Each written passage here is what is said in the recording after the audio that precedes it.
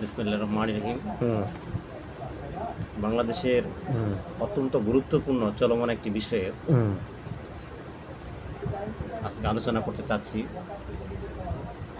আমাদের অন্তর্বর্তীকালীন সরকার এর অধীনে একটি বিষয়ে আলোচনা হচ্ছে। বাংলাদেশের সংস্কারের ক্ষেত্রে আপনারা সকলে জানেন,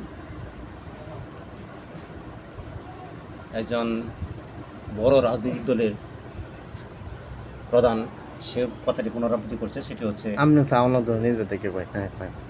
দুই মেয়াদের বেশি কেহ প্রধানমন্ত্রী থাকতে পারবে না। এটি অত্যন্ত যুগোপযোগী একটি পদক্ষেপ আমি মনে করি। এই অন্তর্বর্তীকালীন সরকারের সংস্কারের একটি অন্যতম কাজ হবে এটি, আমি মনে করি যে দুই মেয়াদের বেশি কেউ প্রধানমন্ত্রী থাকতে পারবে না। এতে করে সরকারের মাঝে একটি জবাবদিহিতার মনোভাব তৈরি হবে। যেমন আমাদের বিগত সরকারগুলোতে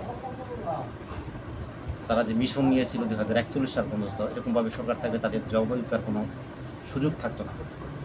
সেক্ষেত্রে দুই মেয়াদে কোনো প্রধানমন্ত্রী থাকলে তার মাঝে সে একটা জবাবদিহিতার মনোভাব, যারা ক্ষমতাসীন থাকবে তাদের মাঝে চলে আসবে যে আমার দুই মেয়াদের পরে আমাকে জবাবদিহিতা করতে হবে।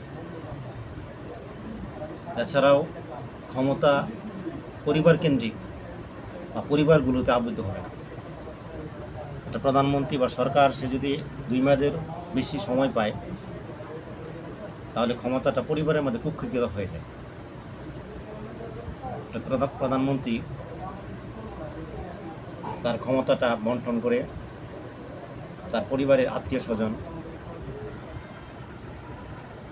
এর মাঝে, এটা আমরা বিগত সরকারের মাঝে দেখেছি।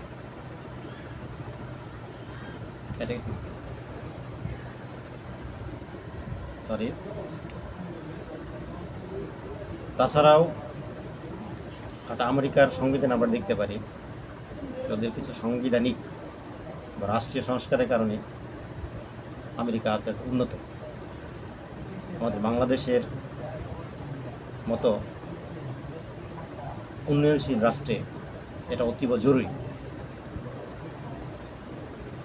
আমি আন্তরিকভাবে চাইব অন্তর্বর্তী সরকারের সংস্কারের মধ্যে অন্যতম সংস্কার কাজ হবে দুই মেয়াদের বেশি প্রধানমন্ত্রী কেউ থাকতে পারবে না। আপনার কথা ভাই রাইট আছে, ইউর রাইট।